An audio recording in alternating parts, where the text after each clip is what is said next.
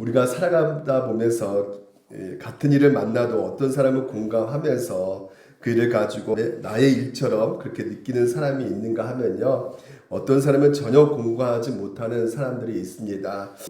제가 아는 목사님께서 예배를 드리고 아버지가 이제 댁에 들어갔는데 몇 시간 후에 이렇게 전화가 병원에서 왔다는 거예요.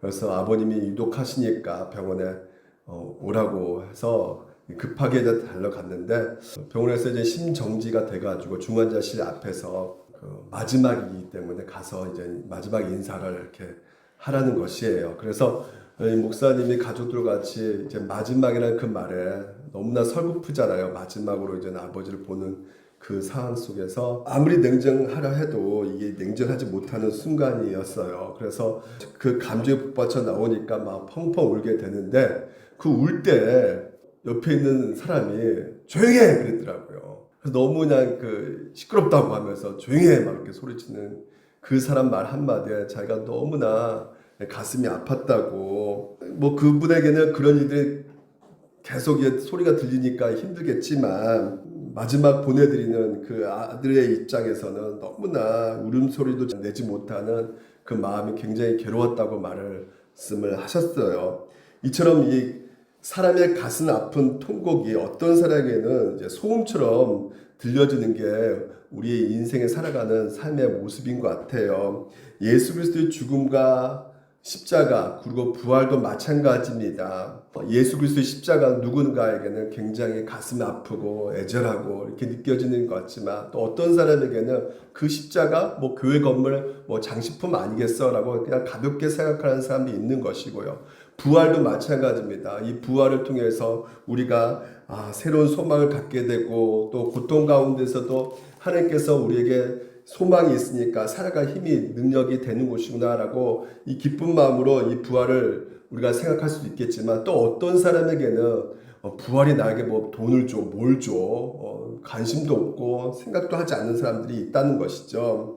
그래서 오늘 지난주에 우리가 십자가 증인들을 우리가 살펴보았잖아요. 오늘은 이 부활을 경험한 증인들을 우리가 같이 함께 살펴보면서 이 부활이 우리 가운데 주는 참된 의미가 무엇인가를 우리가 같이 함께 나누도록 하겠습니다. 우리가 첫 번째 부활을 대하는 증인 중에 한 사람, 무리가 누구냐면 이 무리는 바로 대제사장, 바로 이제 종교 지도자들이죠.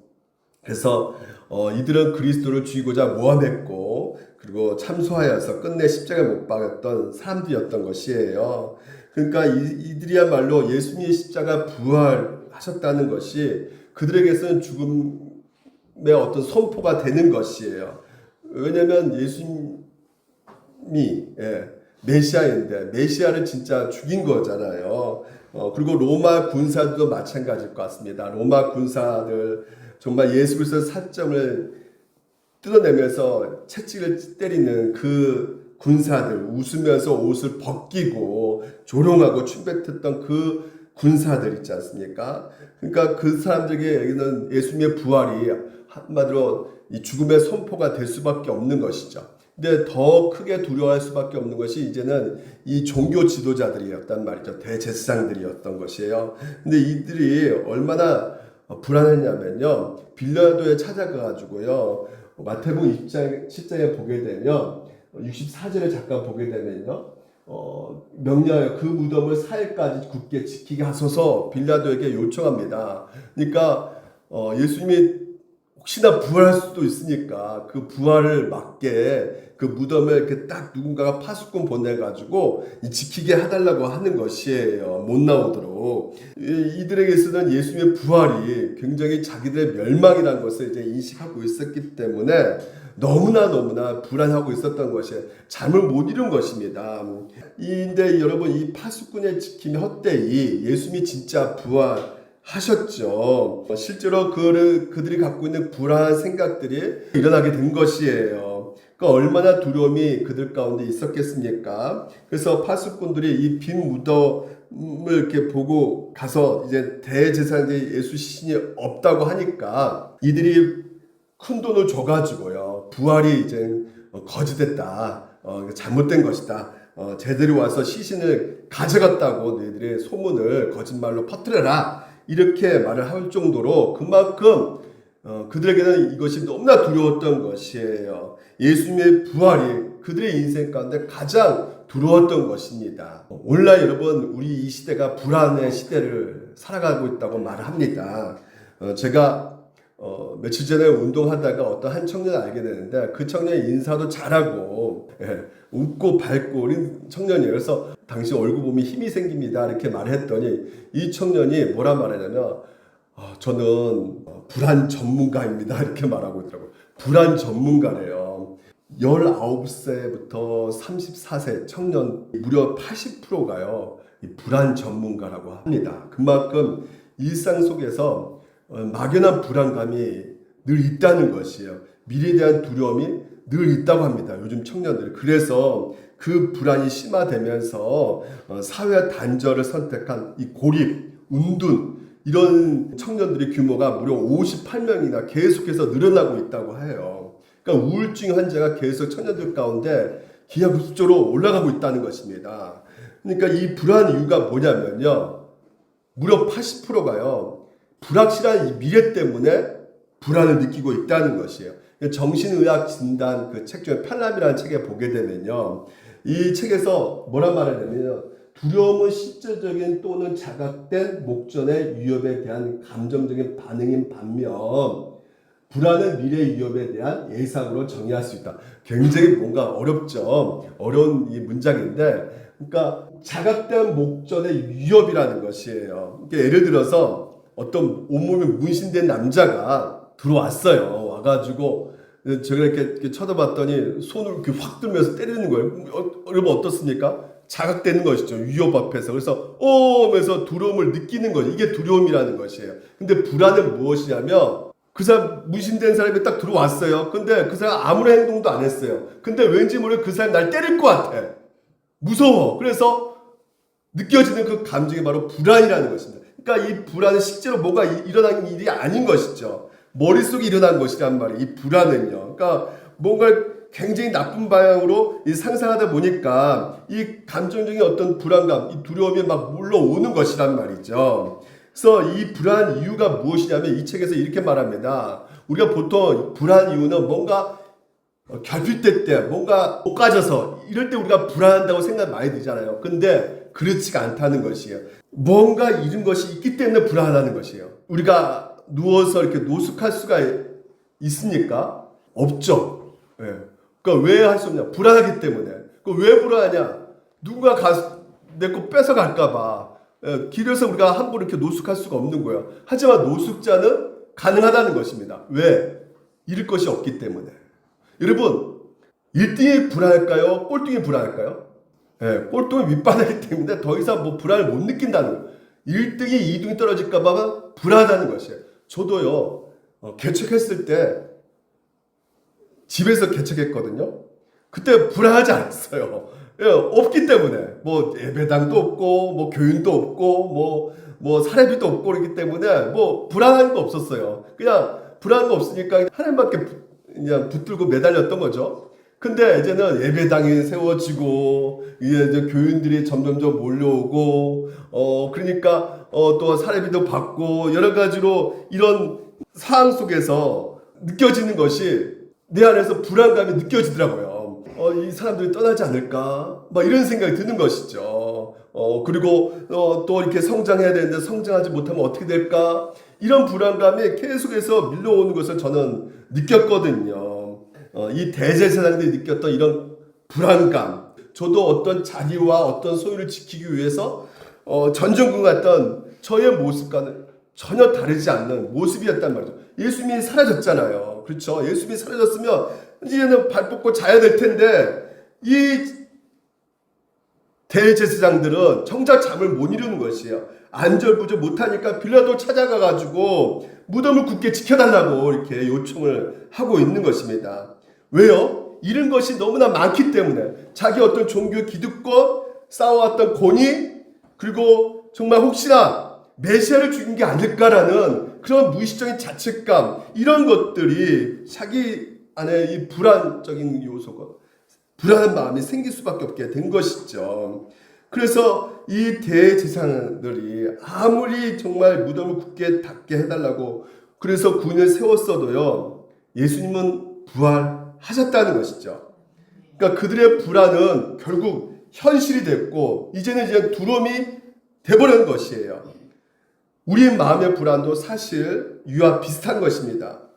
내가 갖고 있는 거 놓치게 될까봐 스스로 만든 어떤 불안의 감옥에 갇혀 있지 않는가. 오늘 우리 자신을 오늘도 이 대제사장을 보면서 생각해 볼 필요가 있는 것이죠.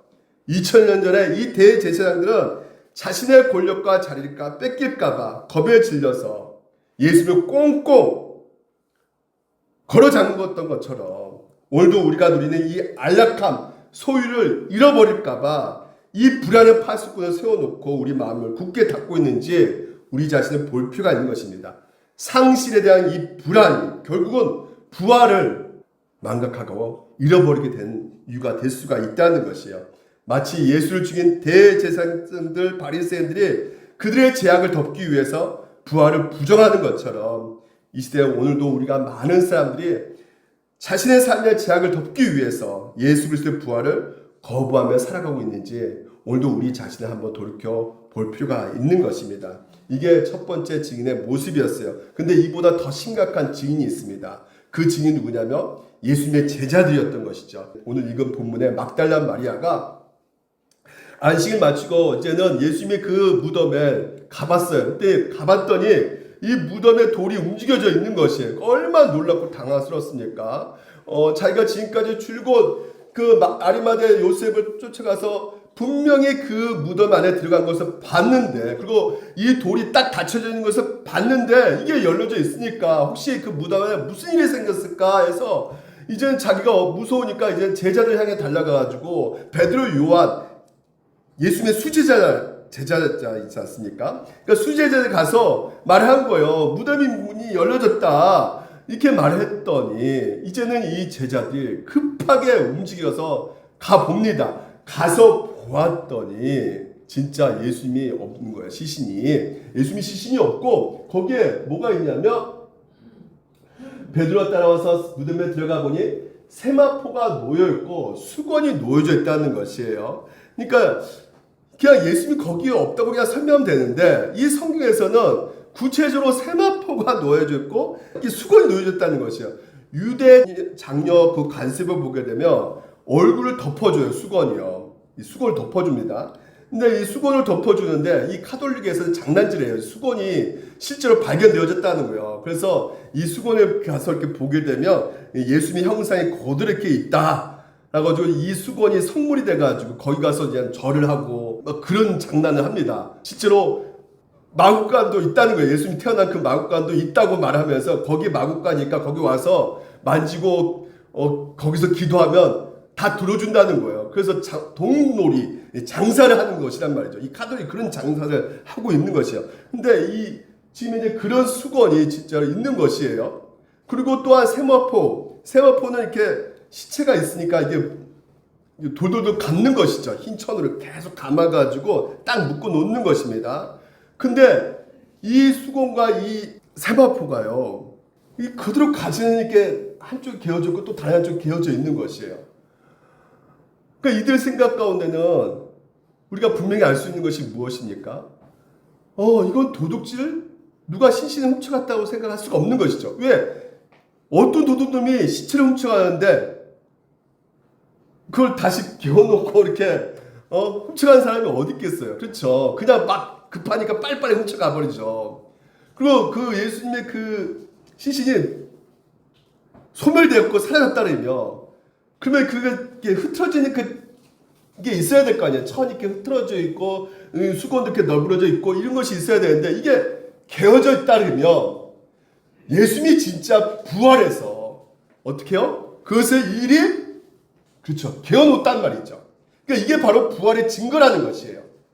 여러분, 또 하나의 부활의 증거는 무엇이냐면 그 당시만 해도 이 로마 사회에서 이 복음이 이제는 확산되는 것이에요. 예수님이 부활했다, 이게 복음이거든요. 그러니까 사람들이, 그리스도인들이 점점점 많이 생겨지는 것이에요. 그렇다면 이 로마 정부가 이게 사람들이 막 이제는 부활했다는 소식 가운데 이것을 어떻게 이제 막아보려고 했다면 가장 효과적인 방법이 그 시신을 찾아내면 될 거 아니에요. 그렇죠?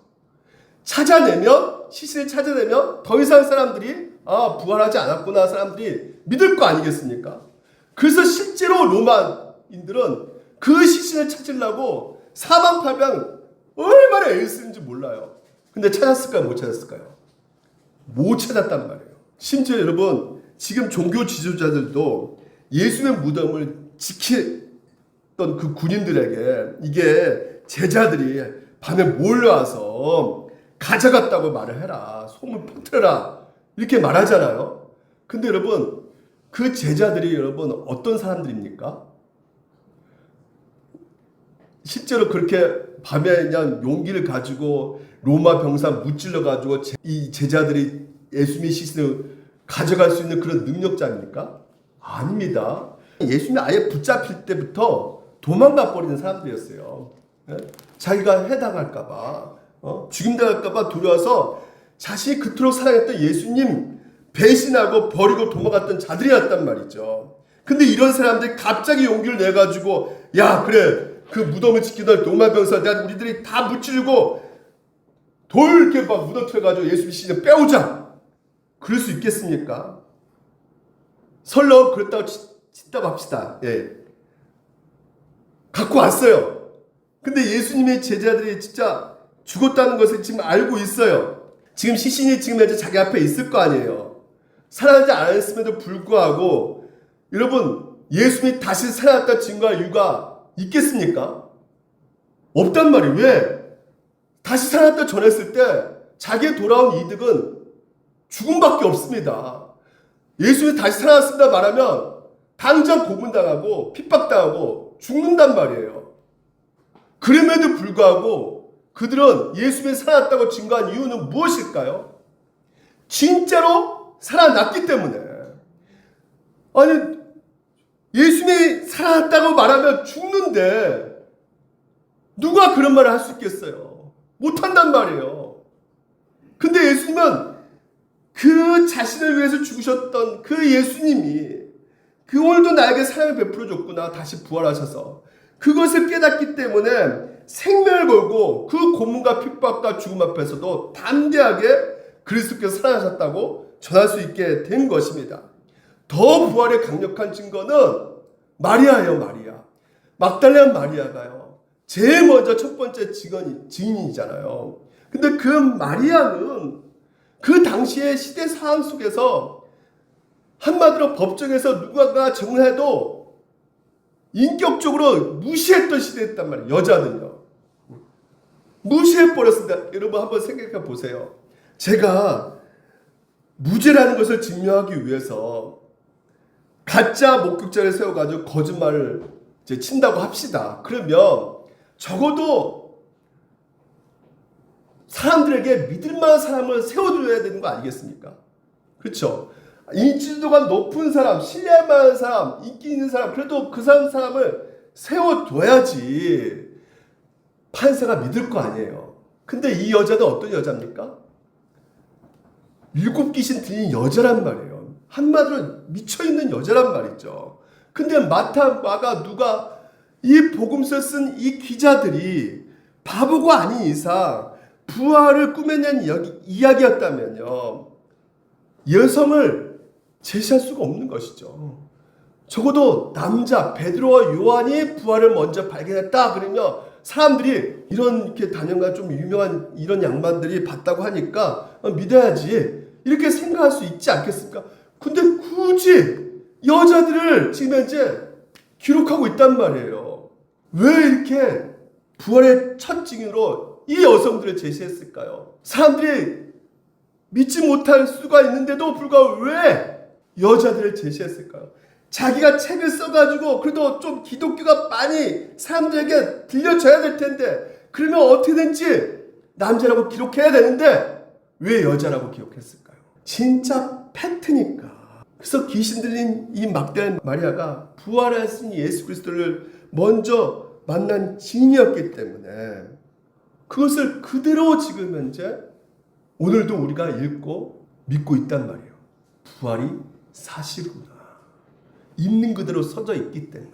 이렇게 지금 예수님이 부활했다는 것이 확실한 증거임에도 불구하고 어떻습니까? 이에 두 제자가 자기들의 집으로 돌아가니라 이렇게 됐어요. 너무 충격적이지 않습니까? 빈 분업을 직접 확인하면서도 지금 이 빈 무덤을 확인했으면 와 진짜 예수님이 부활했구나. 감격과 기쁨과 애통함 이런 거 전혀 없는 거예요. 이 제자는 어떤 제자들이었어요? 예수님과 3년간 동고동락하면서 같이 함께 살았던 자들이었단 말이죠. 그런 자들이 그렇게 그때도 함께 있었지만요. 제자들 마음에는 딴 데가 있는 거예요. 예수님이 왕이 되면 내가 자의정, 우의정 어느 정도 높은 자리에 차지할까 해서 예수님을 따라갔던 인물이었던 것이죠. 그러니까 예수님이 십자가 돌아가신 후에 그들의 행동은 어떻습니까? 그냥 일상의 삶으로 돈 벌러 그냥 가는 거예요. 관심이 없습니다. 이 땅의 것만 관심 있는 거예요. 이게 바로 뭐예요? 기복주의 신앙이란 말이죠. 제자들은 정확하게 기복주의 신앙이었단 말이에요. 하나님 나라, 영생, 구원, 부활 관심 아예 없는 거예요. 온통 세상 것입니다. 오늘 제가 설교할 때 어떤 분들은 윤리적, 도덕적 이런 것은 그냥 귀에 들려와요. 그치, 착하게 살아야지. 좋은 말이다. 구제, 봉사 좋은 말이다. 근데 부활, 영생, 구원, 하나님 나라 그러면 와 그게 밥 먹여야죠. 그게 돈이 나와. 아니 어떻게 교회가 그럴 수 있습니까? 아닙니다. 고린도 교회가 그랬단 말이에요. 바울이 그래서 책망하는 겁니다. 고린도 교회 보십시오. 그리스도께서 죽은 자 가운데 다시 살아났다 전파되었거든. 너희 중에서 어떤 사람은 교회 안에 있는 어떤 사람이 죽은 자 가운데서 부활이 없다느냐.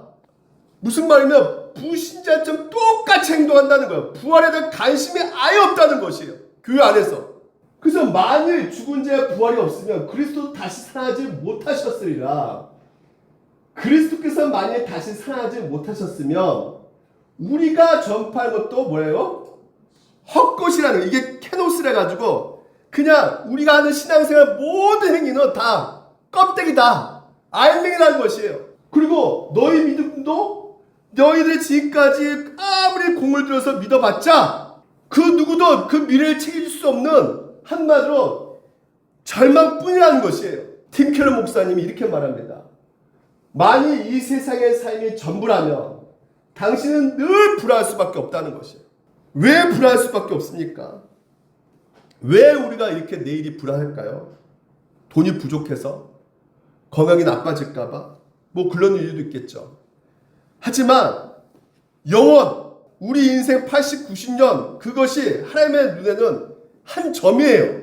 시간은 우리를 위해서 하나님께서 정하신 것이요. 무한하시고 영원하십니다. 하나님은. 부활이 없다면요. 우리에게 진정한 의미의 내일은 없습니다. 죽음으로 우리가 끝난다면요. 오늘 내가 아무리 여러분 성공하고 돈 아무리 많이 벌고 대단한 업적을 쌓은다 할지라도 결국은 다 사라지고 마는 것이기 때문에 부활을 믿지 않는 인생, 시한부 인생을 살아가고 있는 것이란 말이죠. 끝이 결국 소멸인데 그 깊은 불안을 세상 무엇으로 어떤 것으로 채울 수가 있겠습니까? 계속 불안할 수밖에 없는 것이죠. 그래서 바울이 이렇게 말합니다. 그리스도께서 다시 살아나신 일이 없으면 너희 믿음도 헛되다는 것이에요. 주님의 무덤이 비어있기에 우리가 비로소 자유해질 수가 있는 것이에요. 세상에 성이 분자들 있지 않습니까? 그 죽어서 그 화려한 무덤들은 남아 있겠죠. 근데 만약 이스라엘 어디선가 예수 그리스도 무덤이 발견됐다. 무덤 안에 시체가 발견됐다 그러면 여러분 그때부터 기독교는 어떻게 될까요? 끝이에요. 끝. 기독교가 사라집니다. 무덤이 없단 말이에요. 예수님이 부활하셨단 말이죠. 그러니까 부활하셨기 때문에 만약에 부활하지 않으면 여전히 너희들은 어디 가운데 있다? 죄 가운데 있는 것이죠. 예수님이 우리의 죽음을 깨트리고 우리 대신에 십자가를 죽으셨기 때문에 오늘 우리가 죄의 사슬에서 자유하게 되었단 말이에요. 그래서 죽음이라는 거대한 벽을 넘어서 영원이라는 그 미래를 우리가 약속받게 된 것이란 말이죠. 때문에 오늘 여러분 분명히 말씀드리지만 부활이 없으면 기독교는 없습니다. 부활은 기독교의 본질 그 자체예요. 그래서 우리가 사도신경에 고백하잖아요. 장사한 지 사흘 만에 죽은 자 가운데서 다시 살아나시며, 이걸 믿어야 되는 거예요. 이걸 믿지 않으면 기독교인이 아닌 겁니다. 그러면서 뭡니까? 몸이 다시 선 것과 우리가 다시 살아나는 것도 믿어야 돼요. 왜? 예수님과 우리가 연합되었기 때문에. 예수님이 부활했으면 나도 부활하는 거란 말이죠. 그 부활이 몸으로 부활한단 말이에요. 그냥 영원히 부활하는 것이 아닙니다. 제가 치매에 걸려서 내 아내를 기억하지 못한다 할지라도 하나님 나라에서는 다 기억하는 겁니다. 몸으로 부활하기 때문에. 아내 제 얼굴 알아본단 말이에요. 저도 아내 얼굴 알아보고 영원히 사는 것을 믿사옵나이다. 이거 안 믿으면 안 되는 거란 말이에요. 기독교는. 단역한데 부활이 없다면 여러분 이 시간 교회 밖으로 나가셔야 돼요. 그리고 저를 고소하셔야 됩니다. 사기꾼으로. 부활이 없다면. 오늘 귀한 날씨 얼마나 좋아요. 지금 화창한 날씨에. 그래 안 그래? 지금 담양 가셔야 돼요, 여러분. 부활이 없다면. 왜 여기 이 자리에 그냥 갇혀 있어가지고 뭘 이거 좋은 얘기라고 듣고 있습니까? 부활이 없다면 나가셔서 그냥 인생 아주 멋들어지게 사셔야 됩니다.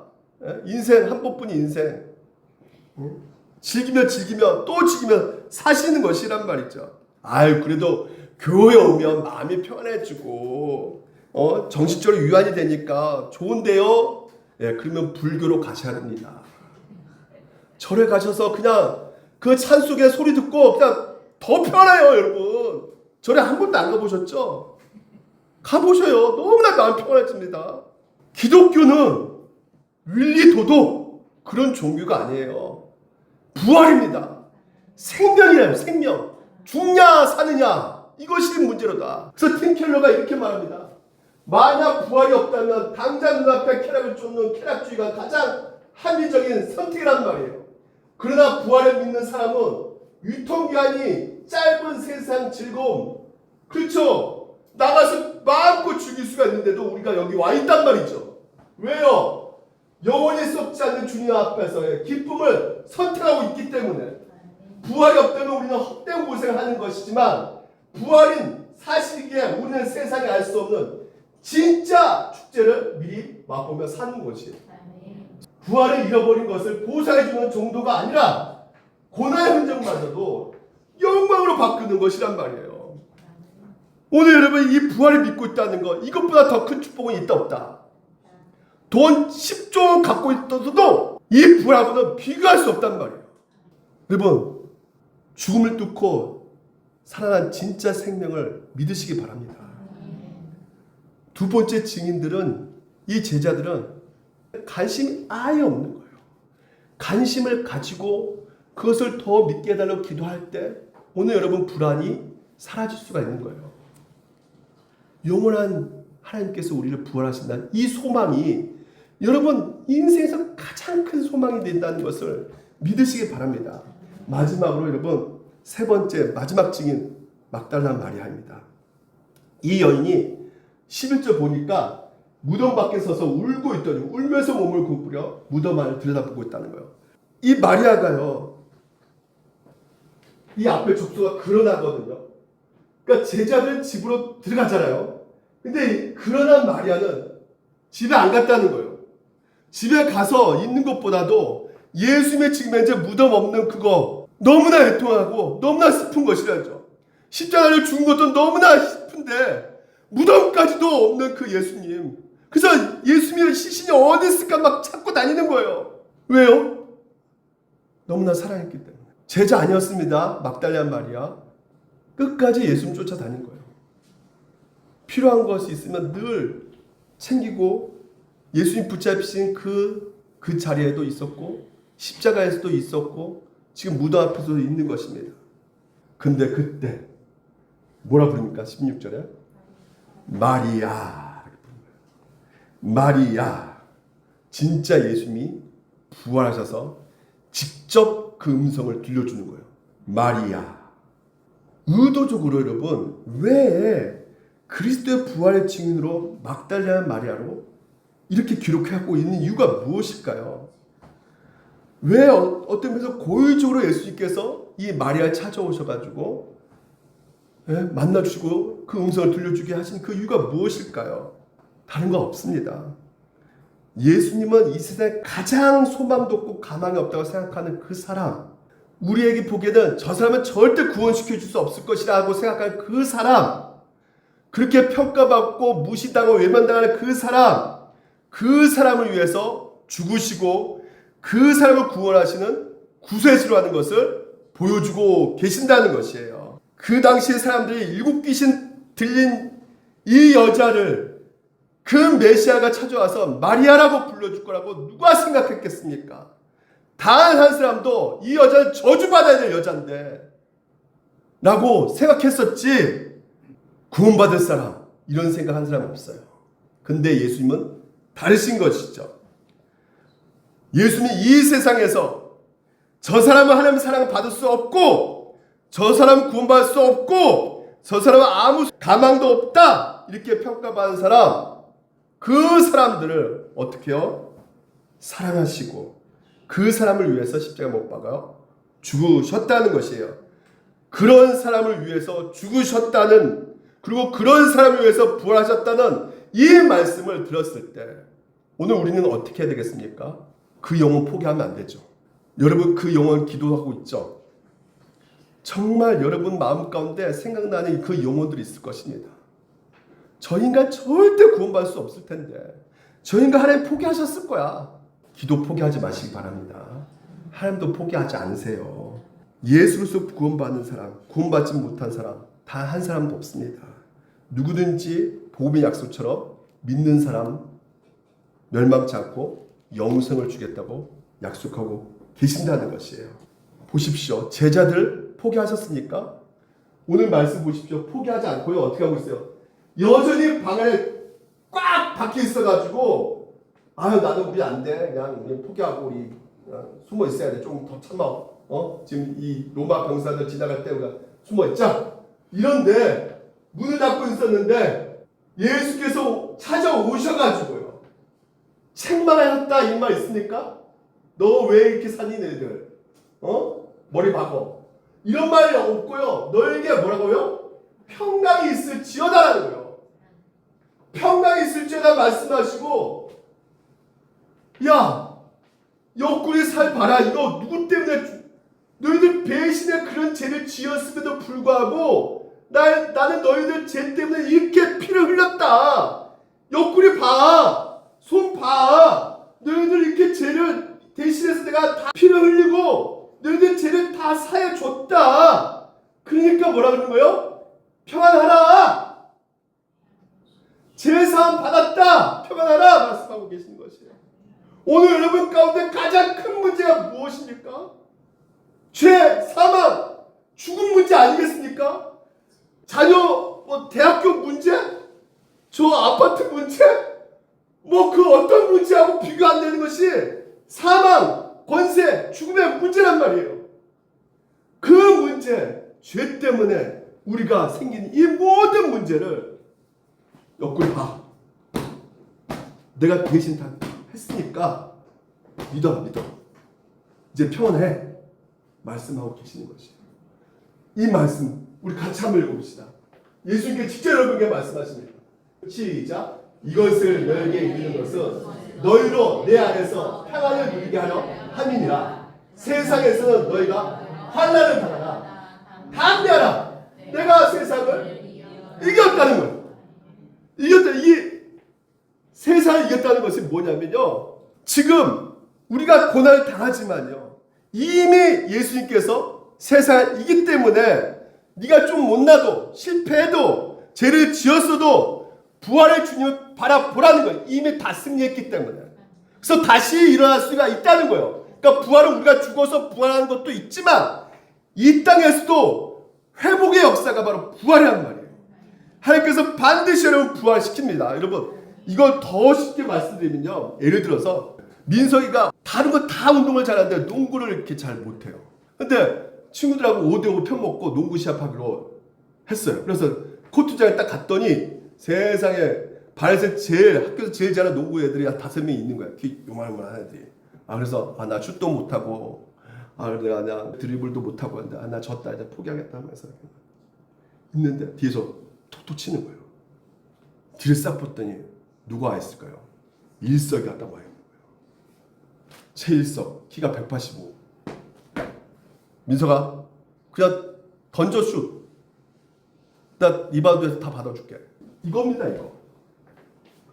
내 인생 코트 가운데 그냥 하라는 거예요. 던지라는 거예요. 내가 있으니까. 내가 리바운드에서 다 받아줘가지고 너한테 토스할 테니까 던지라는 거예요. 실패해도 괜찮다는 거예요. 망가져도 괜찮다는 거예요. 연약해도 괜찮다는 거예요. 왜? 예수 그리스도께서 함께하니까. 오늘 그래서 평안하라는 거예요. 그래서 여러분 인생 가운데 찾아오는 여러 가지 고난, 환난, 어려움, 실수 그 모든 것을 합력해서 하나님께서 어떻게 하신다고요? 선으로 가신다는 거예요. 가장 좋은 길로 하나님께서 인도해 가신다는 것이에요. 그래서 무조건 골입니다 우리는요. 왜? 일석이가 아니죠. 예수께서 바로 여러분 리바운드에서 넣어주시기 때문에 우리가 겁을 먹고 있죠. 우리 인생 가운데 늘 두려움이 있습니다. 그래서 문을 꽁꽁 잠궈놓고 있어요. 나 또 상처받을까봐 나 사람 만나고 싶지 않아. 그냥 그래요. 우리가 그냥 적당히 살래. 신앙생활도 적당히. 그런데요 여러분 그 다침을 뚫고 예수께서 오셔서 우리 가운데 말씀하고 계신 것이 무엇입니까? 그래 환난 당할 수 있어. 손해볼 수도 있고 힘들 수가 있어. 하지만 너에게 뭐가 있을지어다? 평강이 있을지어다. 왜? 안정망이 있기 때문에. 그 안전하기 때문에 민석이가 공을 계속 던지는 겁니다. 던지는 거예요. 일석이가 다 받아주기 때문에. 마찬가지입니다. 우리가 실패할 수도 있고 무너질 수 있지만 예수님께서 마리아가 뭡니까? 마리아야 너 존재 자체 내가 그냥 소중히 여긴다. 그냥 너 이름 그냥 내가 받아준다 이거예요. 오늘도 예수님께서 여러분 가운데 말씀하고 계시는 것이요. 내가 너 다 있는 그대로 받아준다 하면서 마리아라고 여러분 이름을 부르고 계십니다. 지효야 나 너 그 어떤 것도 평가하지 않는다. 너 있는 존재 자체로 내가 바라본다. 그래서 오늘도 우리가 이 찬양합시다. 주 하나님 독생자 예수 날 위해 오셨죠. 누굴 위해 오셨어요? 나 늘 죄 짓고 실수하고 실패한 나를 위해서 오셨다는 거예요. 가장 큰 문제가 뭐라고요? 죄 문제. 왜? 사망, 죽음이 우리 가운데 있기 때문에. 근데 그것을 사해 주셨다는 거예요. 그래서 죽음에서 부활하신 나의 구세주란 말이죠. 주 앞에서 거듭난 생명, 도우시는 주에서나 찬 기쁨과 확신 가지고 예수님이 오늘도 여러분 가운데 돕고 계신다는 것을 믿으시기 바랍니다.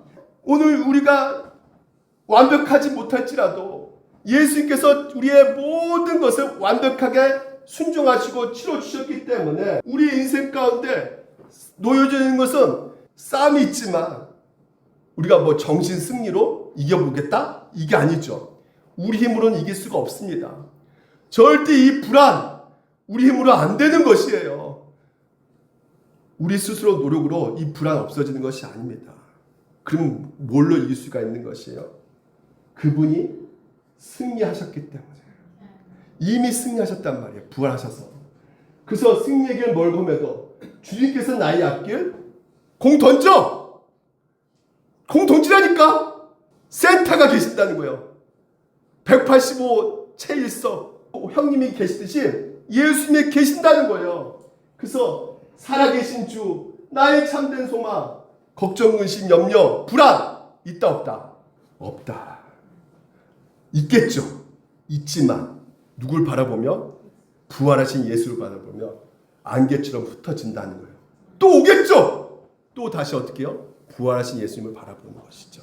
우리 같이 함께 우리 인생을 책임지시는 부활하신 예수님을 바라보면서 불러봅시다.